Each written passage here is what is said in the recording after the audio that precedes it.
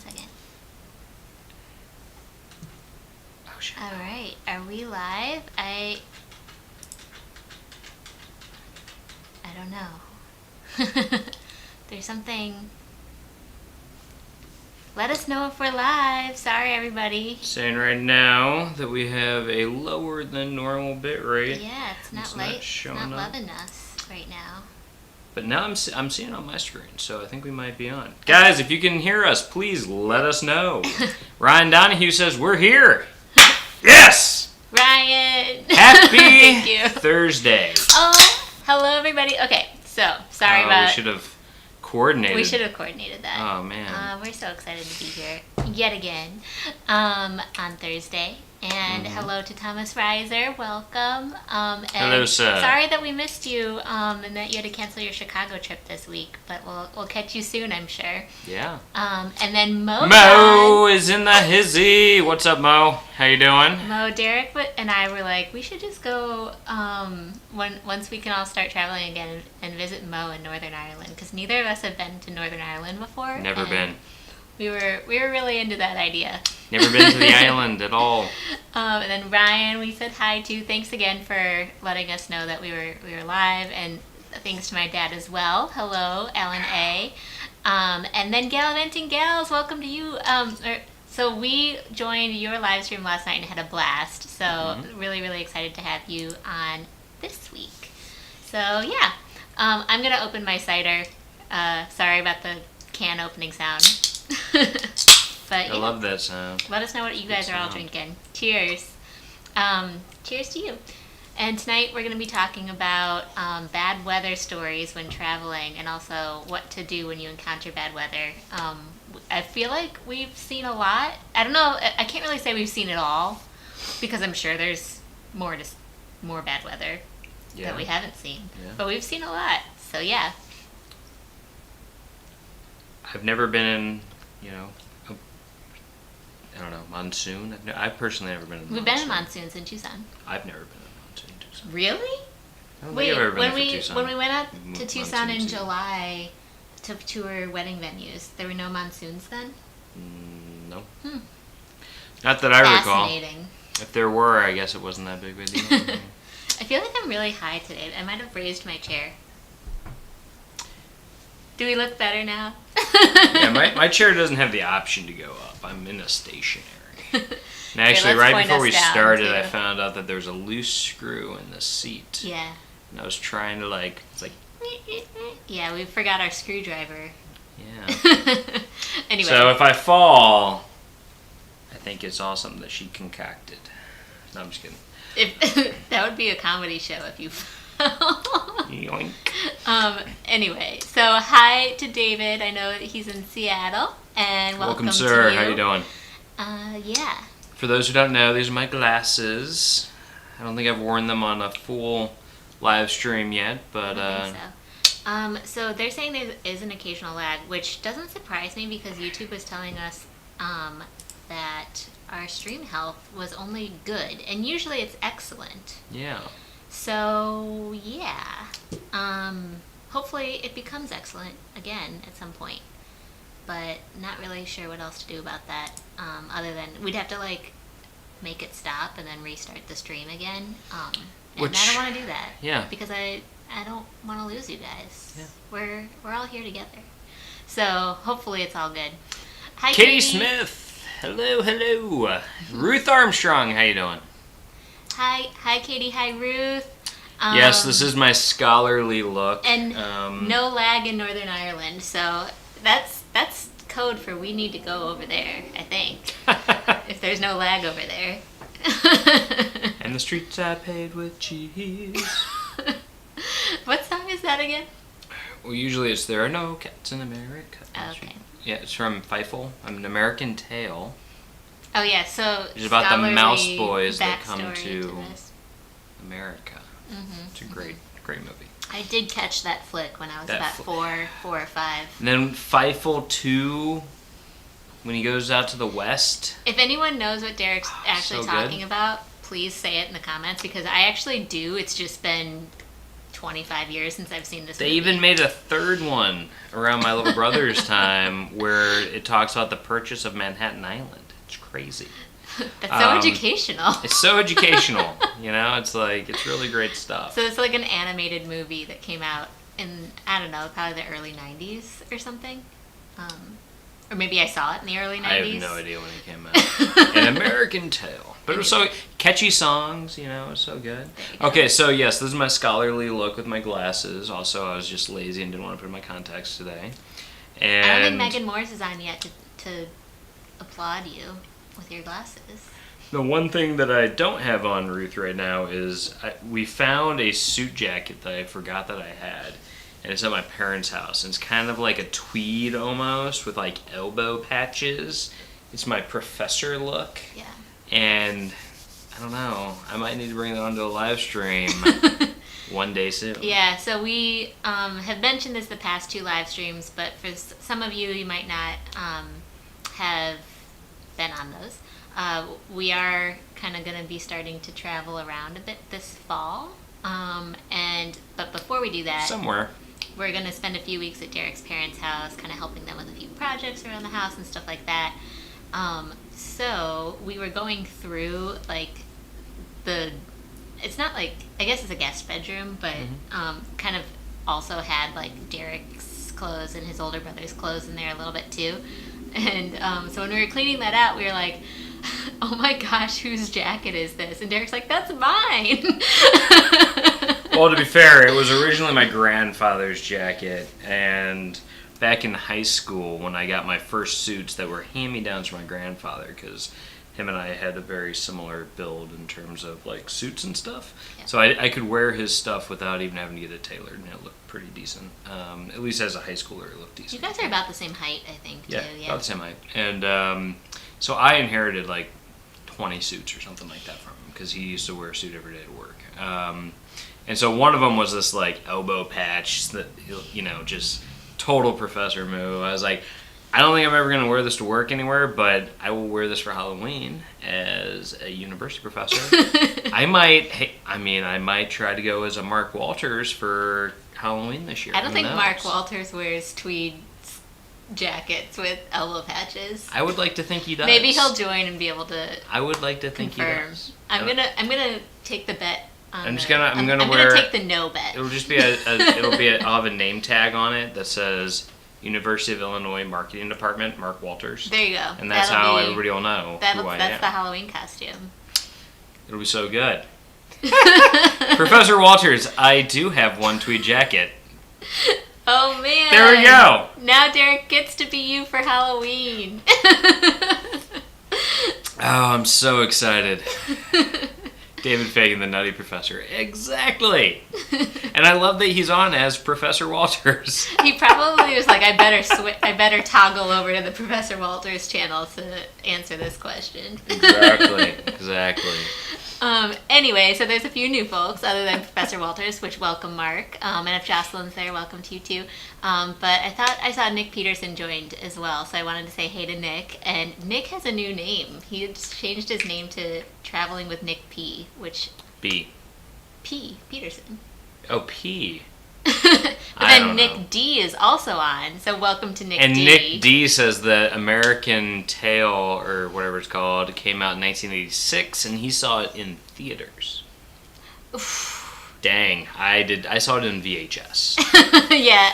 Maybe Betamax, I don't know. I love that, though. One or the other. Caught that flick in theaters. Cut that flick in theaters. I think I caught that flick at my daycare. Yeah. And then I think I missed some. Oh yeah, and Peter Melander's on too. So we're catching up. So Darian is on. And Darian, welcome, Germany's personal guide. Howdy to you. Howdy.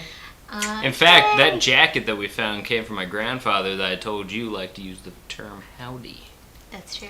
He still uses it. He's like, howdy. That's true. He's not from the South. Nope. He's not. All right. What do we got? Okay.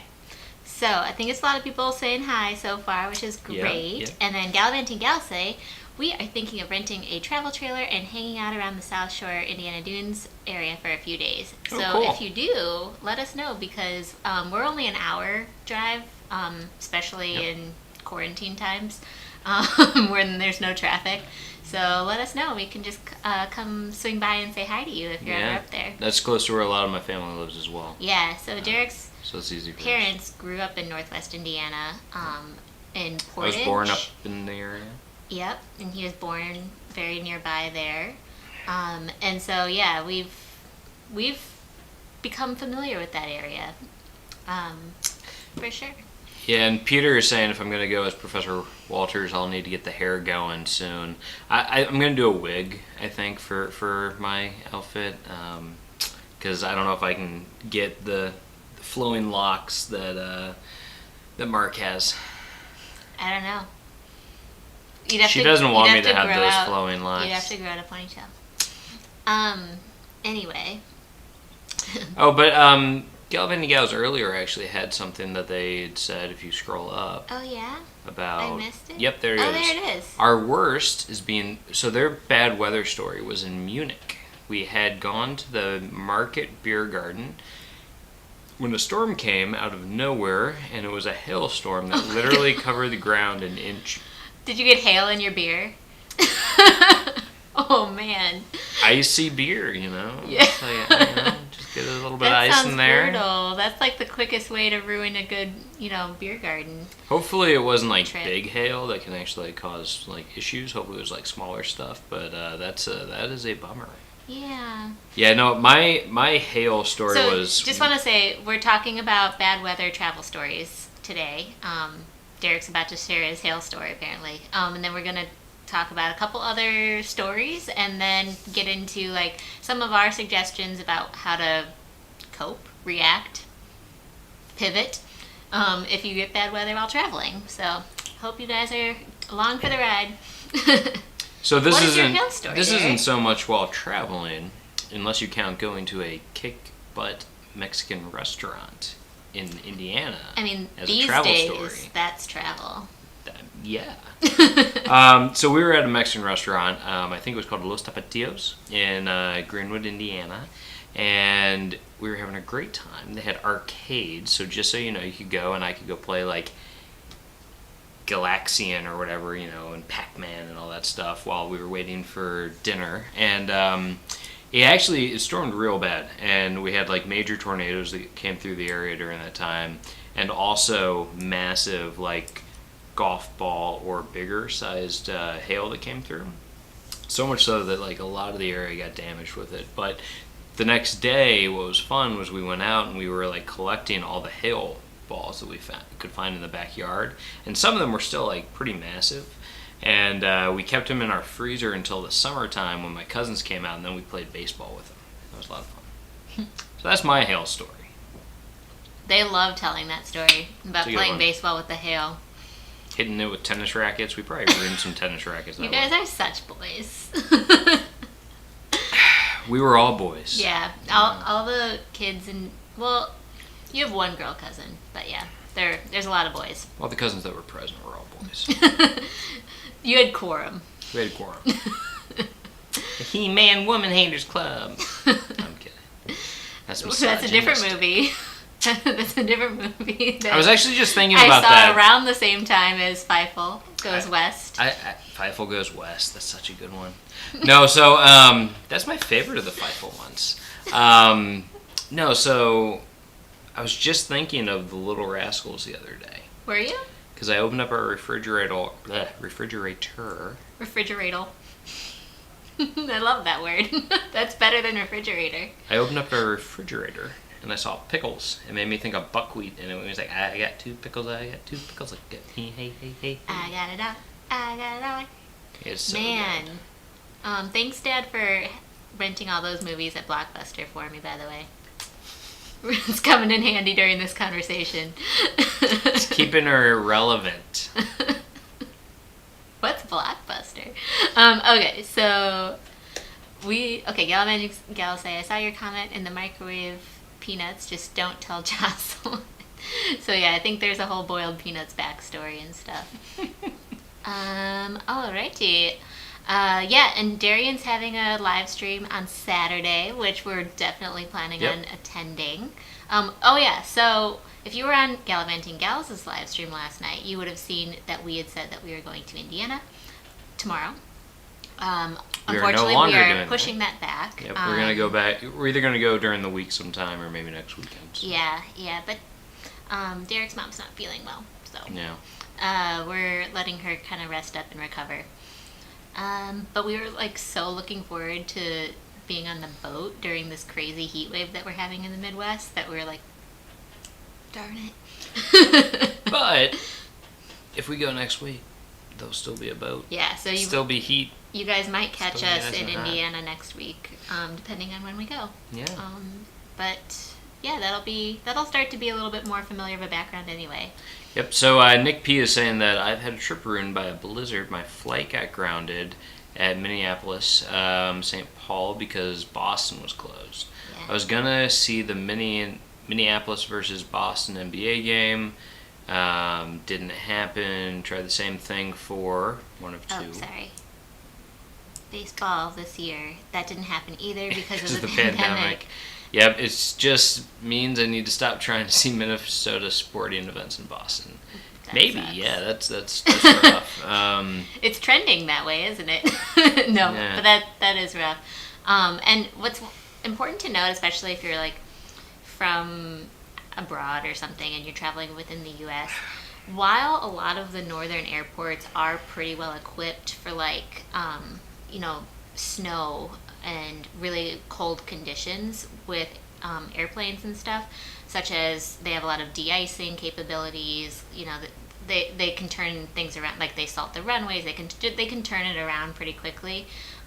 There are definitely scenarios where if you're traveling here in wintertime that you're going to run into canceled flights, not just delayed, but probably canceled.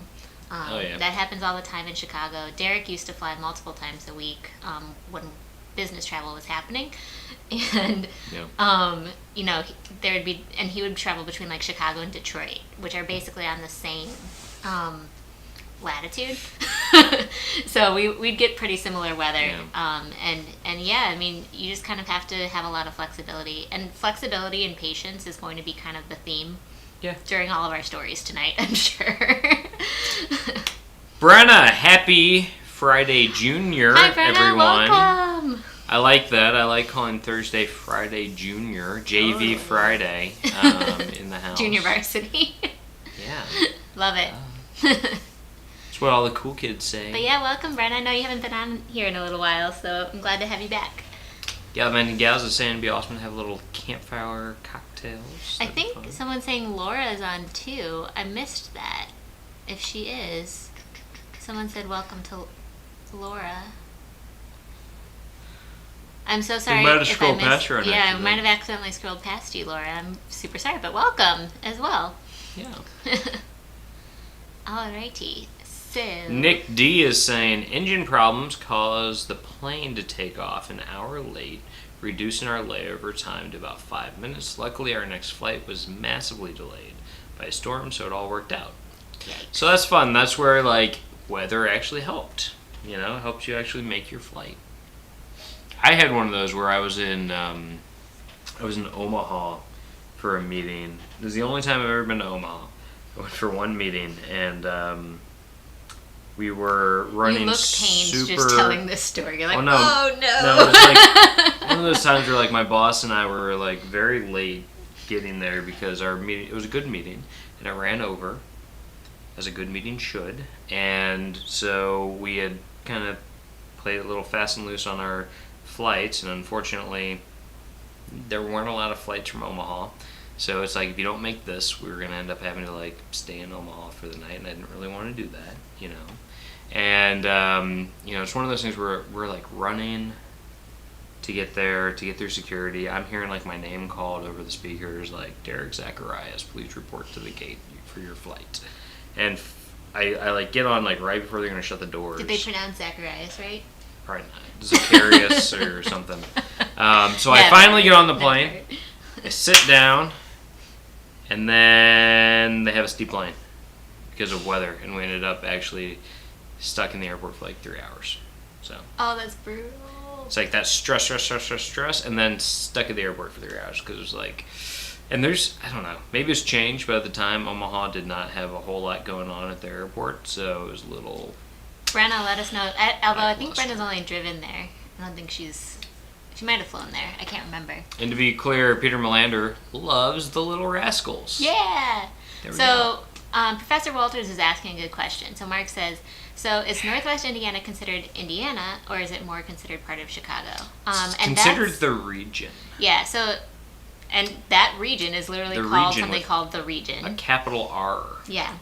And that's where the Indiana Dunes National Park and State Park are, that we've talked about on this channel before. And basically, if you're driving on I-65, it's like Crown Point and above. Whoa. Hey, can you guys still hear us? It All right, says that we have all right, audio the region. going. Okay. Okay. Is somebody having an audio issue? Okay, so Mark can hear us, I know. It says we're excellent connection now. Yeah. Okay, so Nick is saying it just came back. Oh, sorry guys. Okay. YouTube's kind of telling us things are a little bit delayed here. So I'm looking at the YouTube side of it, and it's still kind of loading. So keep us posted if things start to be a problem, but it's saying that we have excellent connection right now. So yeah, hopefully it's all good. It's saying that we keep dropping people as well. Yeah. Well, if you guys are on, we really appreciate you sticking with us. Yeah. I don't think this is reporting to us the same thing. So, because your screen looks totally different. Yeah, now it's like, it keeps like... So my screen is saying, sorry guys, we're troubleshooting, and troubleshoot with us, please. We're all in this together. But it's saying that on my screen that there's 27 people on, but on your screen it says 6, and on that screen it says 6. So I don't know if... Okay, just lost the feed. All right, guys. Let me press refresh try? on this, and then... See what happens. Okay. Stream health is good. Okay. Says we're on. We're back. I see 3 on your screen. Okay. Yeah, I don't know what's up, guys. So sorry about that. Yeah, sorry for the technical issues. Hopefully... It's freezing in the most respectful spots and facial positions. Oh, Mark, you know just what to say. That's a good joke. But... Can we get it on this one? Oh, God. That'll be the screenshot for this.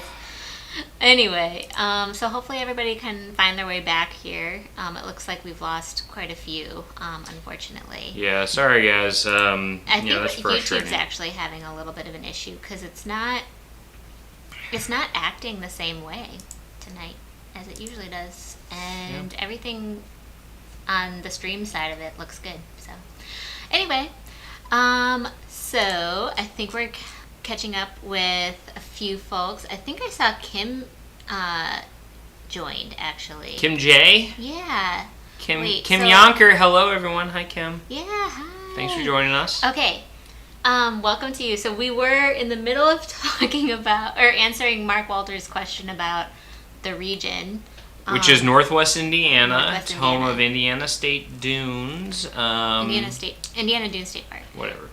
But, so the question was, I lost it. Is it considered Chicago Yeah. or just part of Indiana? I would say that the region, capital R, tends to align more closely with Chicago for like sports teams and whatnot. So you'll be more likely to find Bears fans than Chicago Colts fans, or Indianapolis Colts fans, I mean.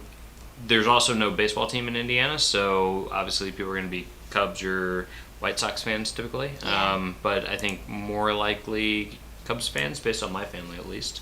And I don't know about that, actually, because they are closer to the White Sox stadium. I'm just going by what my family is. Yeah. I can only speak anecdotally. I don't know I haven't done like a... he hasn't done a poll. I've done a poll. But no Gallup poll. The other thing to keep in mind is there are a lot of people who live in that area that actually commute into the city via the South Shore train line. Yeah, so the South Shore runs like from, you can basically get on at like Ogden or something like that, like by Ogden Dunes and stuff, and take that. So from Chicago, you can take the train, the like above ground metro train from downtown Chicago out basically to the dunes. So that's something good to know if you're ever like wanting to do a day trip when you're in Chicago, that sort of thing. Cool. So we've lost kind of where we were in answering the questions because we were jumping around so much. But yeah, so David is saying he's going to the Olympic National Forest on Wednesday. Oh, cool. I've heard phenomenal things about that, but have never gone. We've been to Seattle now a few times, but definitely want to get there as quickly as we can next time we're in Washington. And so Mo here is giving us a little story, and it's that he had a day trip along the North Coast and weather was awful. Very windy and crazy rain, but was prepared and ended the day with some smoked salmon. Love it. And that's really what it comes down to, is that you have to have a silver line. You have to know to roll with the punches and understand that sometimes the weather just doesn't work out. Try to build as much flexibility into your schedule as possible so that if there is bad weather, it doesn't ruin your ability to go see something specific. But know that at the end of the day, just because of bad weather doesn't mean that you have to have a bad travel experience. You can still pivot and try to do something fun and have some good indoor activities or something. And that reminds me of something that Derek and I were kind of talking about in regards to this conversation before we went live, and that's like, if you go to a destination that very typically has bad weather, preparing in advance, of course, is going to help make your trip as best as possible. So like, I went to Ireland in March, for example. It was raining, it was cold. I ended up having to buy like a beanie hat while I was there and a new pair of boots that were more waterproof. So yeah, that was a mistake. I don't think I brought like a super waterproof jacket either, but I brought an umbrella. Still, I just wasn't as prepared as I should have been. And that was a lesson learned. And now, when we went to, for example, when we went to Wales in the summertime, it was supposed to be super nice in August in the UK comparatively to the rest of the year, but it still rained, at least once a day probably when we were in Snowdonia National Park. But we were prepared on that trip. So it ended up being really pretty. We hiked in the rain, and we've explored castles in the rain. So yeah, it can be good if you prepare. Yeah. So I mean, it's all about being prepared, having flexibility, and learning to kind of have a little bit of flexibility in yourself around maybe if we're somewhere and it's raining, she's not gonna look perfect. I know. I always feel like whenever I'm trying to film or take photos or something while abroad, I'm like, oh, but my hair is so frizzy. Yeah, I just kind of have to. And I'm just like, it's gonna be frizzy. It is what it is. I'm like, you're beautiful anyways. You're beautiful. Yeah. So that's always something to think about if you are wanting to take pictures or film. Yeah. But anyway, then we wanted to tell our story about just this past March when we were in Amsterdam. So I always now bring an umbrella when I go to Europe or just longer trips in general. And so I brought an umbrella. I was super prepared for the fact that it was supposed to kind of rain off and on for several days. We walked out of our hotel and turned down the Straat, the street, and literally my umbrella not only flipped inside out, but broke. Just flat out broke because of how windy it was. It was probably 20-mile-per-hour winds, and we were in a wind tunnel. And so it was just comical how quickly it happened. I think I just opened it, and then she opened it into the wind, and it just went. Yeah. And we're just oh man, dang it. And Derek, of course, didn't bring an umbrella because he never remembers to. No, I had an umbrella. No. Yeah, I did. I opened mine the right way. I thought you opened I opened mine correctly. I did. So we went back inside to the hotel, And I'm like, hey, my umbrella just broke. Is it okay if we borrow one of the hotel umbrellas? And I'm like, yeah, totally, absolutely. And so I grabbed the hotel umbrella, which are like massive. And they make hotel umbrellas massive so tourists don't go home with them. Like you can't, it would never fit in my suitcase. And so I'm like walking out with my hotel umbrella. It is pouring rain, super windy. She I open does up the the hotel exact umbrella, same thing. and it did literally went and then went inside out. And then I just walked At that back point, in. I'm getting frustrated because I'm like, why did you do it exactly the same way? It's like she went in and she's like, Logic escaped me on that. and then it was embarrassing because then we had to go back into the hotel like 2 seconds later. I walk back in and I go to the guy. I'm like, I'm sorry for the comedy routine, but I just turned this umbrella inside out. Luckily, that one didn't break, but like because it was so big. I mean, it was probably 5 feet tall because of it being like inverted.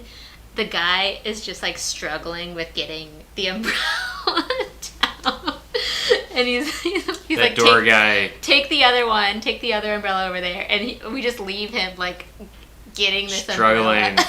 Struggling with the umbrella. It was a good time. Yeah, it was a lot of fun. and so we went and got Dutch pancakes. Yeah, we're like, we need carbs To quash that we need embarrassment carbs a little after bit.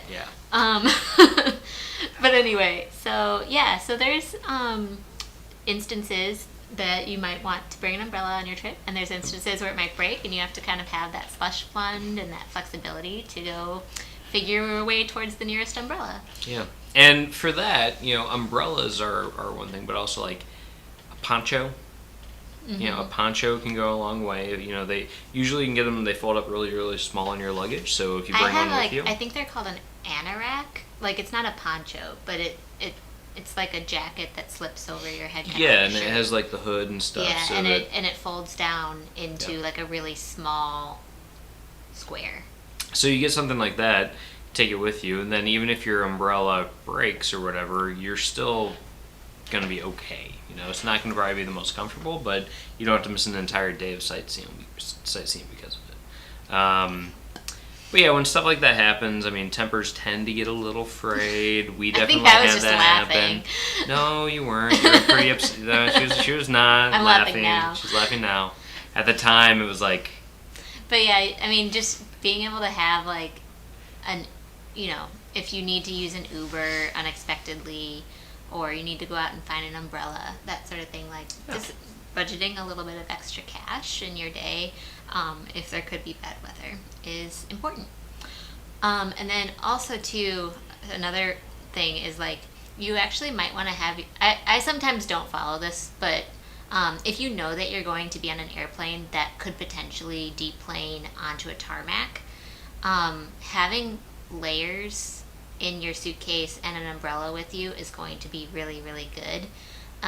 We've had instances where we've had to deplane in a blizzard on the tarmac in like literally 5-degree weather at JFK. We've had to deplane in rain. And so, yeah, it's just one of those things where you're kind of like dressed for your airport experience and dressed for your airplane ride, and then all of a sudden you have to be dressed for inclement weather. Well, I mean, just talking about that, I mean, when we flew back from our honeymoon, Right. Specifically, we were flying back from Mexico City. Oh, but originally, I mean, we were flying back from Chile, Yeah. so it was summer there, and it was in December, and we were coming back to like crazy cold weather in New York. Like it was like almost like a polar vortex in New York. It was freezing, and so everybody's coming from, or we were at least coming from Chile to Mexico City to New York, and when we got to New York, we're still in kind of like shorts, maybe had a sweatshirt. Definitely Thin layers, yeah. and I happened to have my jacket with me. Like we didn't check bags on that trip. But it was so cold that you looked out the window and you just saw like you saw as like the ice was blowing across like with the wind and swirling and stuff. You were just like, oh, that's cold. And then of course for whatever reason we couldn't get to a jet bridge, so they actually had us deplane like with the stairs, and get onto one of those like giant buses. And not to do like a humble brag, but we were up in like business class for the flight because we'd used points for our honeymoon. It was our honeymoon. And so that means you're one of the first people off the bus. What that means is that you get onto you get off the plane first and you get on the bus first, but there's like no AC in there. So we're just standing there like freezing for like 10 minutes until finally enough people get on that they can like shut the doors and take us to the gate. It was, we were okay. Actually, I had like probably a sweatshirt and some other stuff, but some of the people there were in like shorts and t-shirts. It was miserable. Yeah, it was awful. Professor Layers. I just saw Professor Walter said, Derek, we fancy, so deal with it. I'm a fancy boy. Yeah, especially on our honeymoon, we tried to live a life.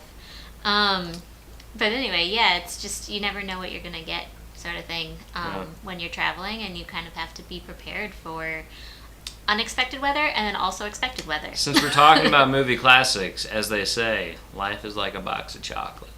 You never know what you're gonna get. Derek's quoting away, you guys. As my old friend Forrest would tell you. All right. That and shrimp. Yeah. Shrimp cocktail, butterfly shrimp, fried shrimp, grilled shrimp. My dad said, "Hey Liz, at least you have hair to keep you warm." Basically, is what I'm assuming he's saying. Just ask me and Professor Walters. Yeah, my dad's bald.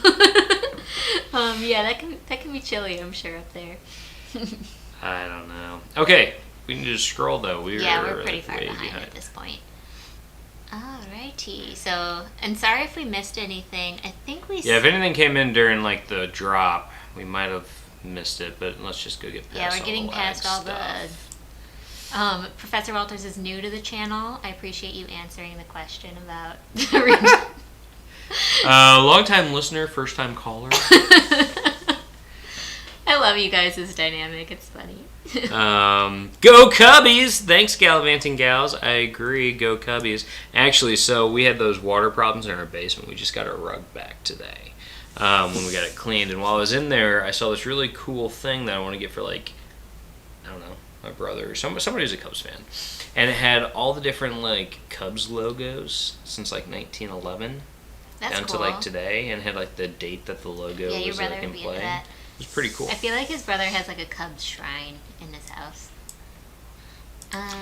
The pressing question that everyone is waiting to find out is how is Papageno doing? He's good. Yeah. He's good. He was a little ornery today. He did a little barking. And he doesn't really bark, so yeah, he's getting too comfortable, maybe. Yeah. We don't know. Yeah, I was cooking today was Taco Thursday. I made tacos with some leftover rotisserie chicken or baked chicken, roasted chicken that I made yesterday, and I think it turned out pretty good. It did. It was good. And Papageno wouldn't leave me alone. He just kept like, yeah.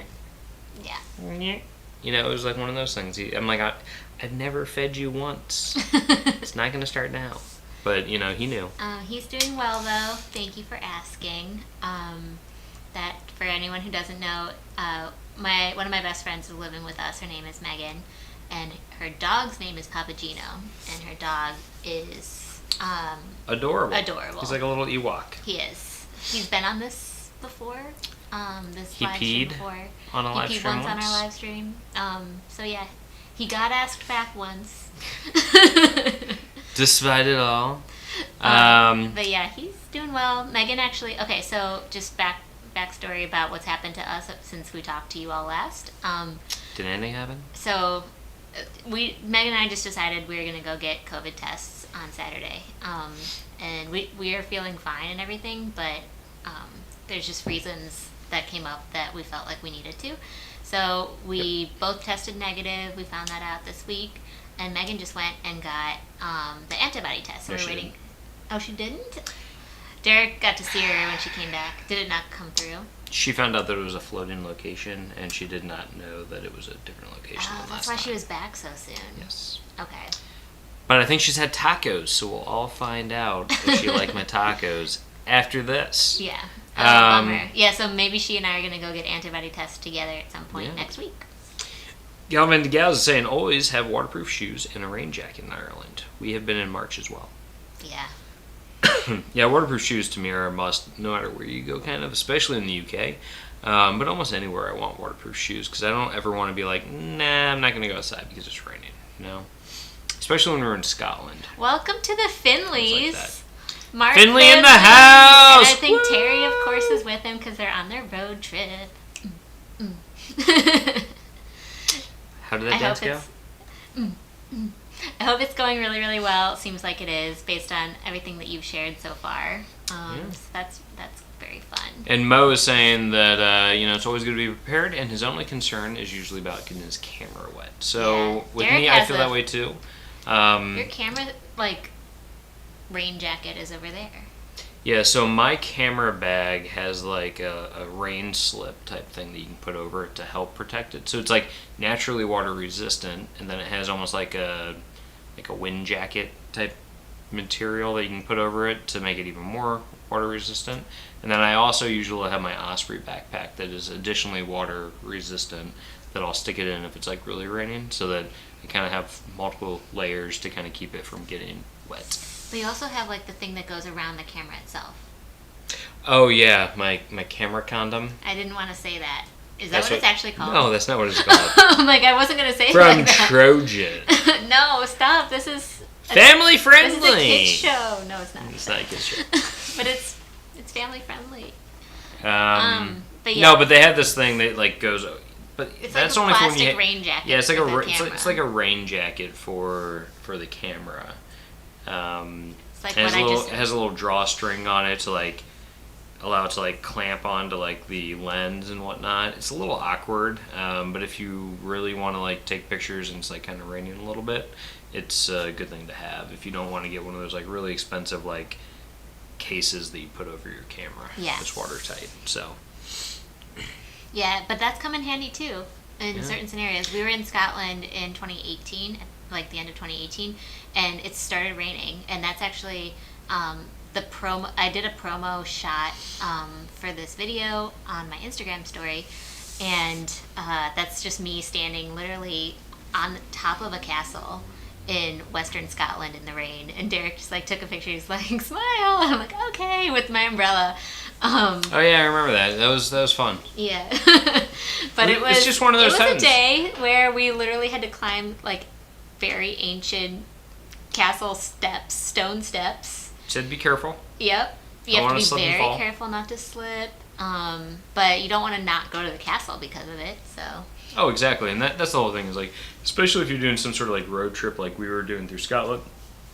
You only have so many days in each place. We tried to have 2 days in each place so we could swing it, or at least one overnight, so we'd have an evening plus the next day to try to catch things in case weather issues. There's probably only one day that we really let it kind of nah, let's just stay in. That probably only happened one time, but that was kind of midway through the trip. We'd already seen a bunch of stuff. And well, there's also one day we where were the rain really turned nice into B&B. rainbows when we were in Inverness. Oh yeah, Inverness turned into there was a bunch of rainbows. Gosh. It was gorgeous. It was epic. So you don't want to miss that either by skipping out on rainy days. Hello, Mary Ellen Dillon. Hey, welcome to the live stream. Sorry, I think we're a little bit behind as well here, but just wanted to say hi. Yeah. Yeah. There was something though. All right, so Mark Finley is saying it's very Branson-like. Wait, I missed something. Hey, Mark. They're in Gatlinburg, which we've been to. Yeah. Well, I saw him say that Gatlinburg was hot and humid today. Yeah. Gatlinburg can get pretty hot and humid. I've never been to Branson, but I think that sounds very correct based on what I know about Branson. And that Gatlinburg has a lot of shows to see, really just fun activities for the family. So our fun one. So we went to Gatlinburg. Martin Luther King Jr. weekend. Yeah, really cool. We rented a cabin outside of Gatlinburg with some friends. I was told that there was going to be Wi-Fi. There was no Wi-Fi. That was only an issue because I had to work that weekend. So I spent one whole day of that long weekend at a Starbucks working. And I was working at the Starbucks probably from 10 a.m. until they closed. And then he sat outside. I sat outside because they're like, oh, our Wi-Fi doesn't go down after hours. It'll just stay on all night. And so I sat outside for an extra 30 to 40 minutes finishing up. And it was cold. It was very cold. I was like, by the end, I'm like, my fingers are It was numb. January. It was very cold. Yeah, that was I not felt fun. so bad for him. But I enjoyed Gatlinburg, and we did do the, you can go up to like the top of the mountain, you take like the cable car type thing up, you go, or funicular, what are they going to call it? Funicular? Maybe? Funicular? I don't know, whatever it is. You take it up to the top, and I think they might have skiing up there in the wintertime. I have no idea. But they have nice views, and that was very cool. We did that. There was like a fudge factory or something, so we got some fudge. Tried the Tennessee whiskey. Some moonshine. We had some we moonshine. did a tasting. Apple pie moonshine is the best moonshine, so Finley's, go have fun with that. It's very, very tasty, and it'll get you drunk. So yeah, Gatlinburg's fun, but they have like a lot of the stuff, like they have like the Ripley's Believe It or Not Museum. They've got a bunch of like weird attractions. If you like that kind of stuff, it's very family friendly and all that kind of stuff. There is I also really want to go back just to go to Dollywood. There's a silk screen T-shirt. We saw somebody propose outside where somebody got proposed to. And I was like, that must be a very special T-shirt shop. Very meaningful T-shirt shop for them. So that was a lot of fun. We were like, what's happening? They also looked like they were in high school. Yeah. So that was the other thing. So there's that. It's fine. That part's fine. It was the T-shirt shop. They were like, maybe they met there. Wait, maybe. Anyway, so Mark Walters is saying about Mark Finley that when Mark Finley brought the cake for the dog. April's cake. Like doggy crack. And Mark, if you ever brought that for Papageno, you would be Papageno's #1 fan. That's for sure. Give him Papageno would be your #1 fan. I said that wrong. He loves people food. We're not allowed to feed him people food. So, yeah. So Nick P. just purchased his tour of Corolla, North Carolina. It's a 2-hour drive down the beach with the wild horses. Cool. Oh, that's really cool. That must be on Outer Banks, or at least nearby. That's really neat. So North Carolina is a place that Derek and I really, really want to get to in 2020 if we can. Derek actually has extended family in North Carolina, so he has been a bunch. Yeah, I've been. And not to the Outer Banks. Not to the Outer Banks. I'm just talking about North Carolina. More generally. like Appalachia. But I've actually never been, despite the fact that my grandparents actually retired to North Carolina very briefly before coming back. So yeah, I've actually never been to that state. I've never been to South Carolina either, and really, really want to go. So Lori Sims, welcome. How you doing? Welcome, Thanks for Lori. joining us Sorry, after getting Lori. Saying hi. your dinner fix. That's very cool. Mark Finley says, speaking of a box of chocolate, we just paid $43 for treats of a fudge shop here. Ouch. Hopefully it lasts us a while. Yum. But we've totally done that in Belgium and Switzerland. Well, and we did that in Gatlinburg. We all got fudge at the top of the mountain. That's true. It was so good. Yeah, we didn't spend $43. We just each bought our own little thing of chocolate fudge, which was so decadent. What's everybody's, just quick poll, what's everybody's favorite type of chocolate? I love doing a chocolate caramel, but I don't think that's your favorite. What's yours? Kit Kats? What are you talking about? Like if you're at like a nice chocolate place, not a brand name. If you're like getting a chocolate truffle of something. Anything fresh. Anything fresh. Derek's like, this is a hard question. No, but I mean, it's like whatever they're like known for is what. Because some of them will have like marshmallows in them, or nougat, or. No. Chocolate, hazelnuts. I love you hazelnuts. Love hazelnuts. A great answer, actually. But when I was in Switzerland, I went to this Spiegel or whatever that gets called is the name of this chocolate shop that's in the airports in like Zurich and all that kind of stuff. And it has really good, like, fresh, daily made, like, truffles. And so I brought a bunch home for the holidays that we ended up having. And, I mean, they are decadent. So, very tasty. They have these champagne ones. Oh, so good. Nick Peterson also says he's never really spent time in North Carolina. Should be fun. The ocean definitely is special for us in the Midwest. Absolutely. I grew up in the Midwest too, and there was always something so like magical about just even being able to go to the ocean. Like that's a privilege in itself, you know. Like, oh my gosh, I actually saw the ocean this year. So yeah, I totally understand what you're saying. Yeah, and Brenna's talking about a Taco Thursday demonstration. For the record, I don't know if I can divulge taco recipes on a live stream. I think your dad would kill you. DM me, and I might be able to help you out. Oh yeah, I actually jotted down the Zacarias taco recipe. Oh no.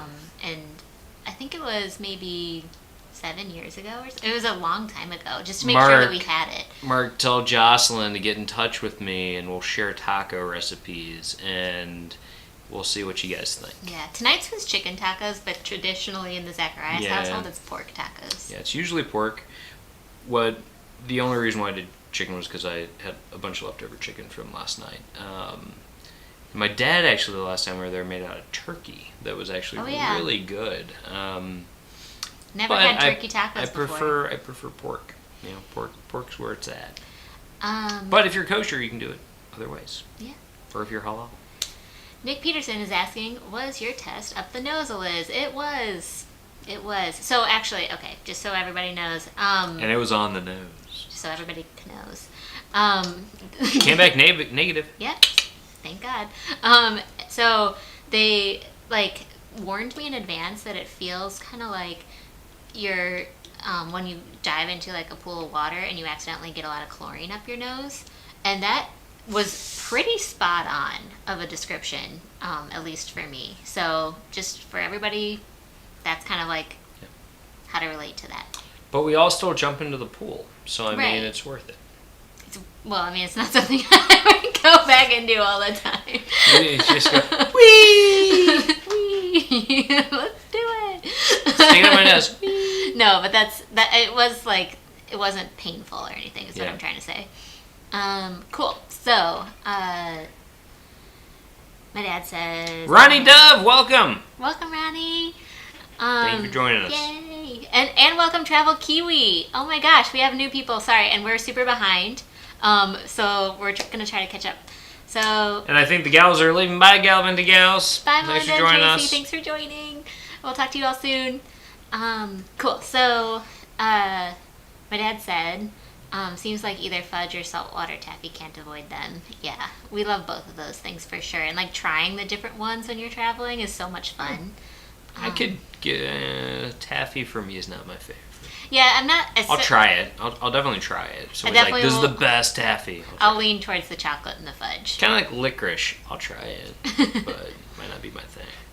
Yeah, and then so no, we're not going to do the Taco Thursday demo. Sorry.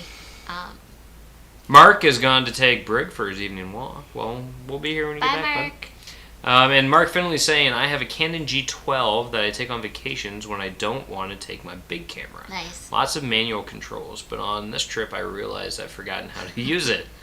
Is your big camera also a Canon? Because that at least helps a little bit. But yeah, it's trickier that way, huh? Travel Kiwi, hey! I know, I already said hi. Oh, no. You missed well, it. hi! I'm saying hi. Now you're saying hi. Welcome. Duh.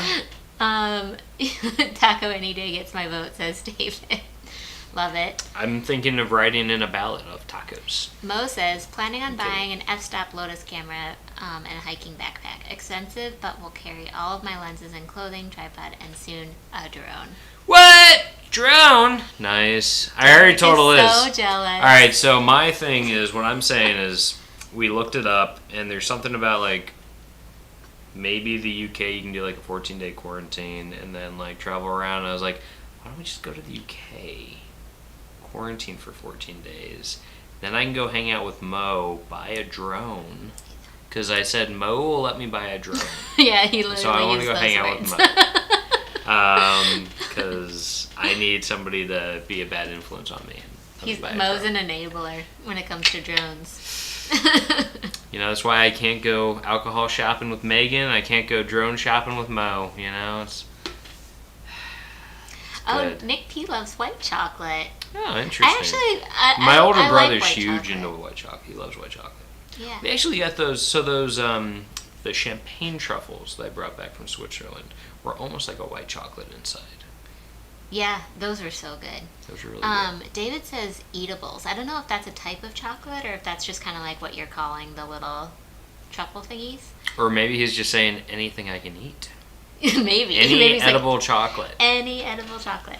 And then Mark Finley says he's a sucker for chocolate, peanut butter, anything. So is Derek. He loves Reese's. Right? Yes, but then Nick D's saying chocolate, peanut butter, onions? No. Nick D, why'd you have to ruin it? No, I'm just kidding.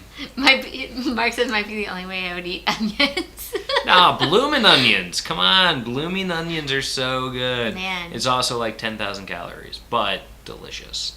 Just like Derek really likes onions. I'm like I can have it in, salsa or guacamole, or like I can have them in things, but I wouldn't want to just have like a side of onions. But Derek's really much more into it than I am. Yeah. I like White Castle. Loved I like sea salt onion caramel rings. dark chocolate. Ooh.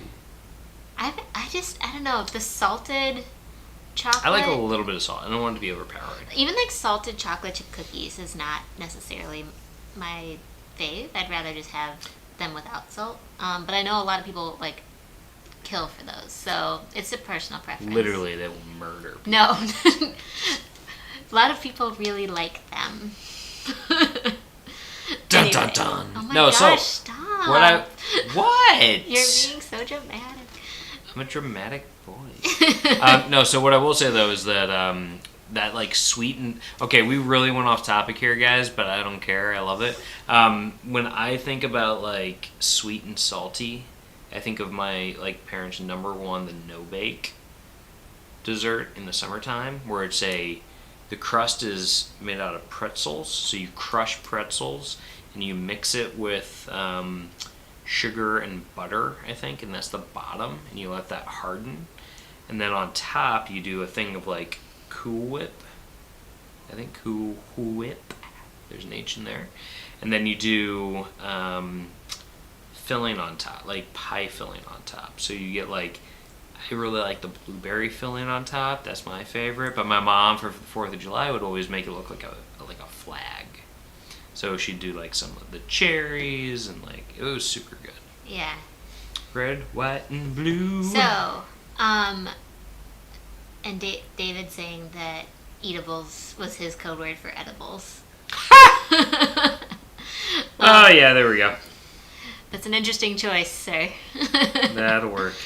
Yeah, so my mom said North Carolina is a very long state, east to west. My grandparents lived in Greensboro, and the drive to the ocean took forever. Yeah, it is a long state. That certainly is true. David is saying that turkeys originate from Mexico. I did not know that. I actually didn't know that either. I've seen a bunch of wild I turkeys. do know before, that though. Ben Franklin wanted the turkey to be the national bird of the United States. Versus the eagle? Yes. That'd be funny. And then Lori is saying Croatia is open to the U.S. citizens, people. And David says you can fly into Serbia now too. So I think you've been Yeah. able to fly to both of those for a little while.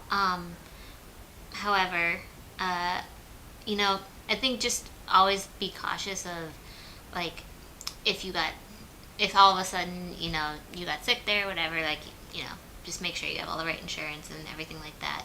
And yeah, that is a place that you'd be comfortable going to a staying. hospital and talking to doctors, making sure that, Staying for an extended period. all that good stuff. And But- that's why we were kind of like saying more UK and Ireland, just because, or like Northern Ireland probably, just because for us, if we did get sick, being able to speak the local language in a hospital is pretty key. Yeah, but I mean, hopefully it would never come to that sort of thing. And we don't even know if we're going to go there yet. That's just like, it is something we are considering. Yeah, we're starting to consider it because, at the end of the day, we're like, as we see how things are progressing, here back home in the United States, it's like, well, things aren't looking great. There's a lot of like resurgence happening, and if when we're ready to travel, we're still able to go to the UK, and they'll say like, yeah, just do a 14-day quarantine. We're like, we might suck that up and take that hit to be able to then explore all of the UK once that 2 weeks is up. Because to us, like, the beauty of that is that gives you all of Wales, all of England, all of Scotland, and Northern Ireland that you get to go and explore. And that would take a long time to see everything we want to see there, so that would be fun. Bonnie's here from Canada. Welcome. Bad news out of Canada. It got They still pushed don't want us. back to August. August 21st, I think, is when the next call will be made about whether or not they'll open the border for the U.S. and Canada. Yeah, I just don't, I don't see any, unless things dramatically improve between now and then, which I just don't have faith in. Yeah. I don't see them opening up the border to Canada, which is why I'm, not seeing that as a viable option. My fear is actually that, like, the UK and others might close their borders to us between now and when we look to travel. But we'll have to see, and we'll play it by ear once things happen. Yeah, absolutely. I mean, that's why we keep saying we're not really making plans. We're just kind of dreaming right now, based on what the information we have is. So. Yeah, so Bonnie is saying that she barbecued cedar planked salmon and asparagus, and they only have 3 nice days a year here, and this was one of them. Yay. Oh, well, thanks for joining us on one of the nice days. Just a tornado warning, but you can't have perfection. That's funny. Oh, gosh. Well, I hope you're staying safe. Derek has been in a little bit more of a precarious tornado situation than I have, I think. I've never really been in a place where, like, there's a tornado super close. Yeah, no, I've been in multiple times when tornadoes have kind of, like, But we're talking about bad weather town. today, so I guess, yeah. I mean, tornado drills were always a thing for us. I Yes. assume it was for you too, where you'd go and you'd, like, go down and cover your neck and stuff. Yep. And one time it wasn't a drill, it was an actual thing that we had to go do because a tornado actually, I think, ripped through, like, the neighborhood that, like, butts up to the school. Right. Which was kind of scary. So they always say if there's a tornado around to, like, go to the basement and stuff like that. But what was so counterintuitive was when I was in high school, you were supposed to just go sit in, or, like, go kneel down in the hallway closest to your classroom. But, like, some of those hallways were, like, on the second floor and everything. So it's like, this doesn't feel super safe. But Yeah. it was a drill, first of all. But you gotta do what you gotta do. Mo, thank you for, offering to let me fly your drone once you get it. What? That's cool. Now we have to go. Now to we've Northern gotta Ireland. go. Now we gotta. But he's saying something very important about, anybody who's curious about getting a drone, because obviously drones are a little bit new in, just for the layperson to be able to afford and buy. So there's a lot of things going on in terms of, I would show that. That's fine. And I agree with what Ryan says. It only takes one, one jerk to ruin the fun for everybody. But yeah, because of some of the stuff that's happened with, like, Gatwick and whatnot, for those who don't know, there was a drone that was appearing that kind of shut down plane traffic in Gatwick for, like, a day or two. It was, like, terrible. It was Gatwick and Heathrow, I think both of them. Yeah. And because of that, that's caused a lot of people to have issues with with drones and making it so you have to register your drone as, like, a pilot. I know in Canada you have to do that now, and I think you have to take, like, classes and stuff and get, like, a certain kind of license. So you have to, like, have your stuff out to, like, chart your trajectory and all this kind of stuff. So it's kind of interesting. Yeah. We also have seen a drone drown. That's hard to say. You've seen a drone drown? We've seen a drone drown. It was drunk driving. No, it wasn't. Maybe go get one more. The drone pilot might have been. We don't know. But a friend of ours. No, I'll just drink my tea. Thanks. A friend of ours bought a really inexpensive drone off of Amazon. I think it was probably like $200 or something. I don't think he let it charge all the way before. I think he just, like, took it out of the box and he was like, sent it up.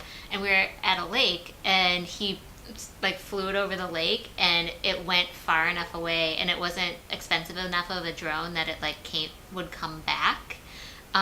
Which a lot of the higher end ones, I think, come back before they run out of battery. But this one, like, ran out of battery literally over the middle of the lake, and we just there's probably, 7 of us watching this drone fall out of the sky and just into the water.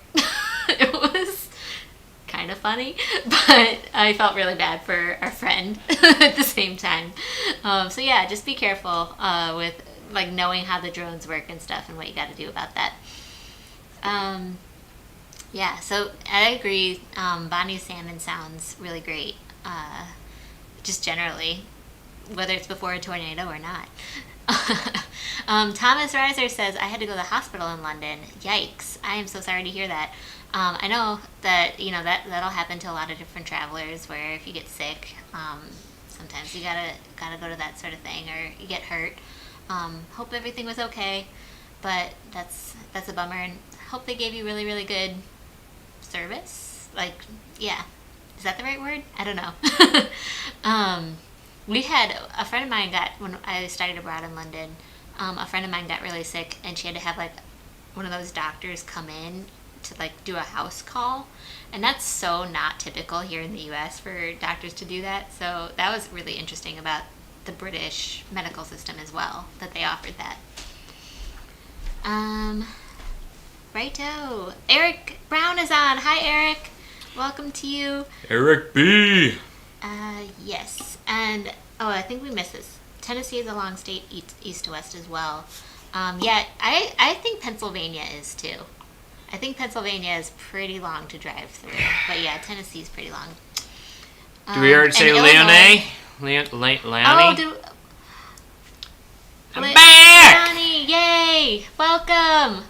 And then, yeah, so I was just going to say that Illinois is pretty long north to south as well. I think it's like 5 or 6 hours to drive north to south. So that's something to keep in mind too if you're just trying to jet down.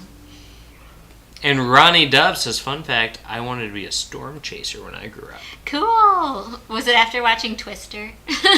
Oh man, Twister. Let's reference all those movies. My childhood, man.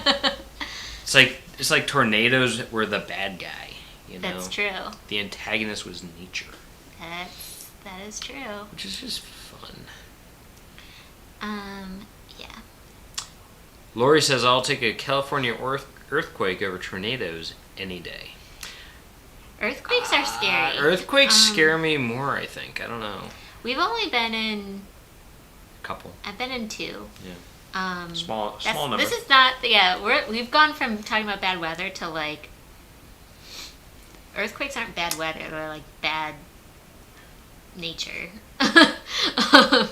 But yeah, so I was in the office on like the 13th floor of a Manhattan high-rise when an earthquake hit, and that was scary. And then we were there was an earthquake at Indiana University when we went there too, but it was pretty small. I think it was like a 4 or something like that. But yeah, earthquakes can be a little bit like, oh my gosh, what was that? Or they could be like really strong, especially in California. Yeah. Then there's also, I've been in monsoons in Tucson. If we're talking about bad weather stories of, there's like a monsoon season in Tucson. It's kind of like July and August right now. And so just don't go to Tucson or Phoenix or anything like during July and August. It's going to be hot anyway. Just not the best time for vacationing there. And one time there was such a flash flood that I had to like basically, it felt like I was in the Oregon Trail. Did you hunt the buffalo? I had to ford the river. It was not with an ox. How many ox did you have? I didn't have any oxen. I just had like a very low riding sedan. And yeah, I got a bunch of gravel in the bottom that had to be serviced. And it was very scary. All right, so like the important part of this though is that I think in the key to winning Oregon Trail is to hunt. You just have to hunt. You have to keep hunting. I never figured that out. Hunt the buffalo. Anywho, but that makes sense. I mean, you need food. Cool. So, Lori, yeah. So you already read that one. Bonnie says she has to eat fast just in case of the tornado. Oh my gosh. Nick P says it felt like it tickled my brain when I had the test in May. Definitely annoying, but not painful. Yeah. Yeah. It kind of just felt like if anyone's done a neti pot before, that's kind of like that sort of discomfort. Yeah. Mo says to Ryan about drone regulations. Unfortunately, regulations are going to get way more strict very soon. Yeah, that's a bummer.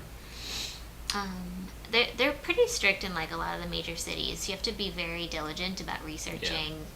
If you go to a lot of places on your travels, like what are the local laws for drones? Yeah.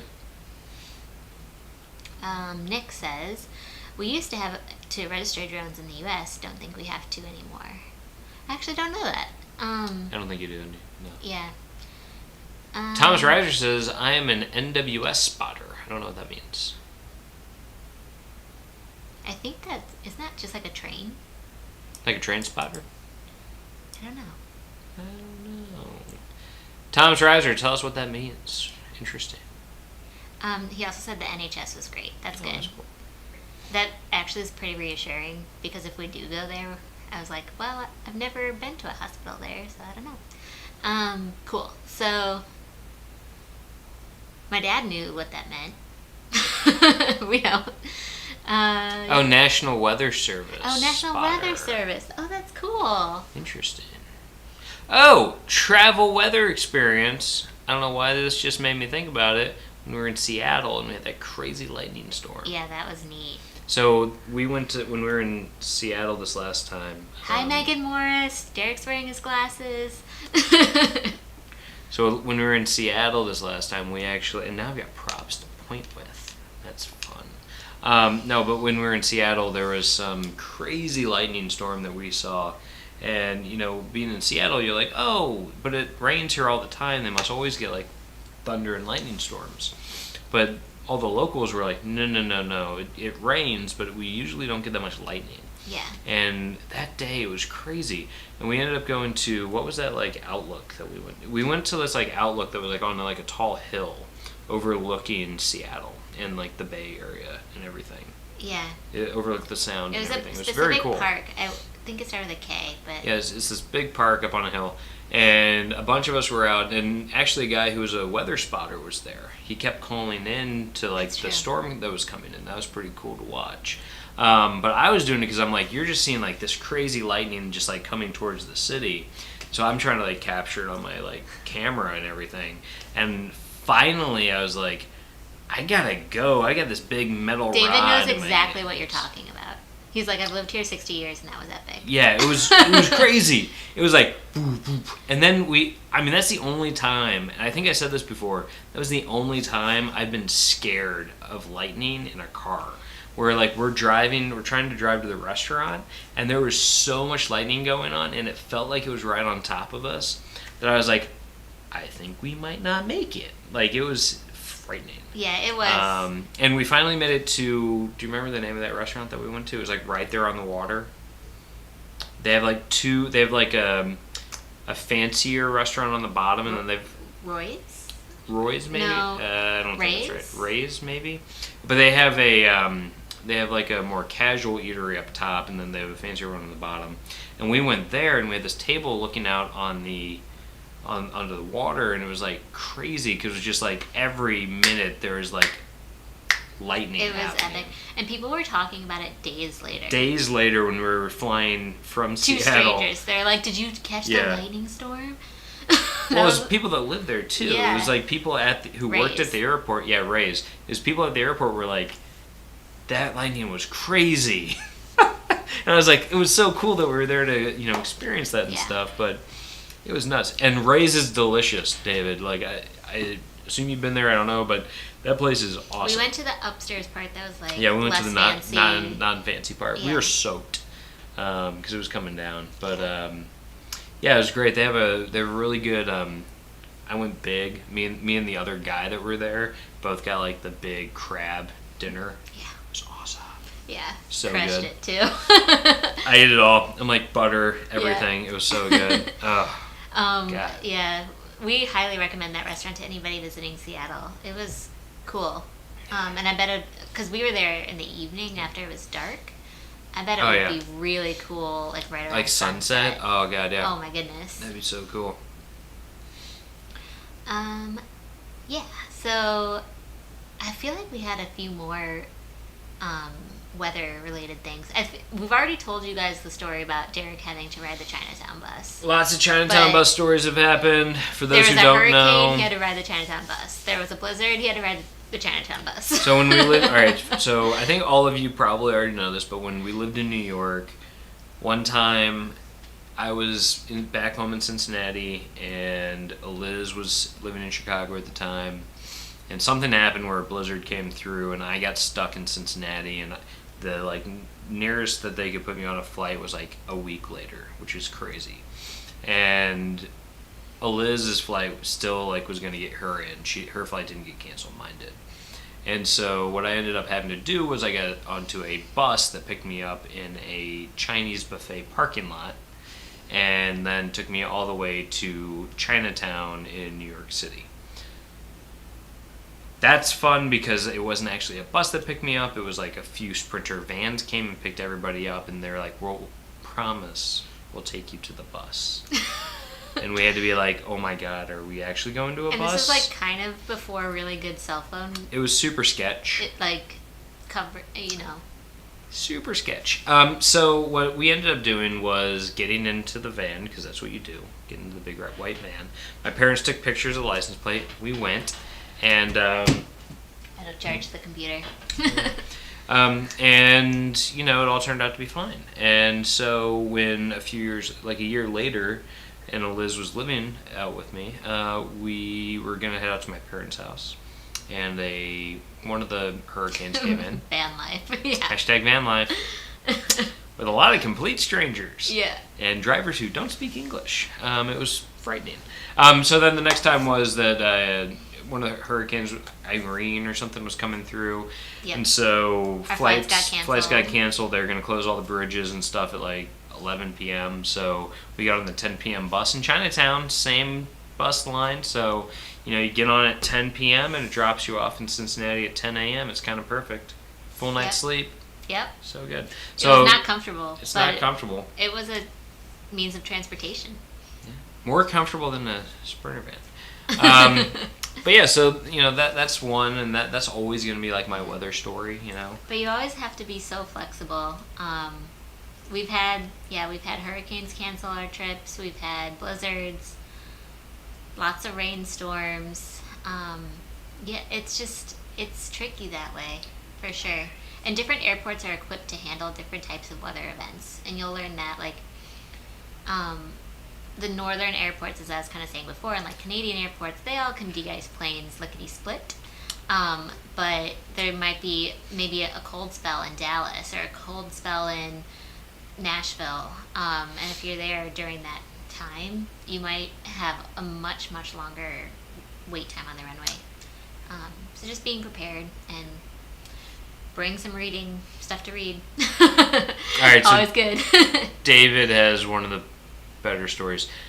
Bowling in Eastern Washington when St. Helens blew. Tried to drive back. Big mistake. Carburetor clogged and 6 inches of ash. Nuts. I hope you had AAA. That sounds really, really awful. Oh sounds my scary. gosh. Crazy. But I'm glad you're okay. Obviously, that was quite a natural disaster. Crazy. Nick D saying, I can deal with complete strangers. It's those incomplete strangers you have to worry about. That's funny. I don't know what that means, but I love it. So good. Alan A. agrees. Yeah, so that gets me to the weather or natural phenomenon that has me most worried, and that is, Yosemite blowing. Nobody wants that. Okay, that's not travel related. That's just your Look it up, guys. Nobody wants it. It's a super volcano.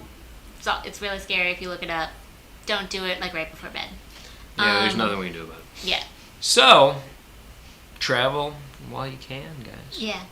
But it's been fun to hear everybody else's kind of bad weather travel stories. I feel like ours could go on for so long. Oh, I have another one. One time, my flight from Newark to Las Vegas for a work trip got super, super delayed. We finally take off, and there was such a bad storm throughout the entire U.S. It was kind of a north-south, just yeah, Yellowstone, not Yosemite. Thanks, Ryan. Yes. That is true. The one in Wyoming. Anyway, so I think I meant Jellystone. Jellystone. There's this bad storm moving across the entire U.S. and my plane had to go literally up into the middle of Canada and then down to avoid this and get to Las Vegas. The flight to Las Vegas was 6.5 hours as a result. And for any of you who have flown from the U.S. to Europe or Vegas to the East Coast, you'll know that's not normal. That is a flight to Europe, basically. And so I was not prepared for that level of that length of flying. And it was one of those where it was so choppy the entire flight. They didn't really have all the food service and the drink service and everything. Luckily I at least had enough water. But when you do encounter that kind of bad luck while traveling, just having enough food with you to kind of sustain you if, let's say, you have to wait on the runway a while or there's some sort of issue where flight attendants, it's so turbulent, flight attendants can't give you the meal service, that sort of thing. It's really something to prepare for. I feel like I've learned from so much bad luck over the years of what to do in order to avoid being hungry or being wet or whatever when traveling. Yeah, David says he can laugh at it now, but yeah, I mean. So that happened in 1980. Yeah, when Mount St. Helens erupted, we learned about it in school. That's the volcano that everybody learns about. Yeah. That's insane. You're talking about fictional, in which case Dante's Peak. That's what I remember. And that, yeah, actually I've heard about that too, David. He says, check out the park, the devastation is awe-inspiring. I've heard that it's interesting to go visit the Mount St. Helens area.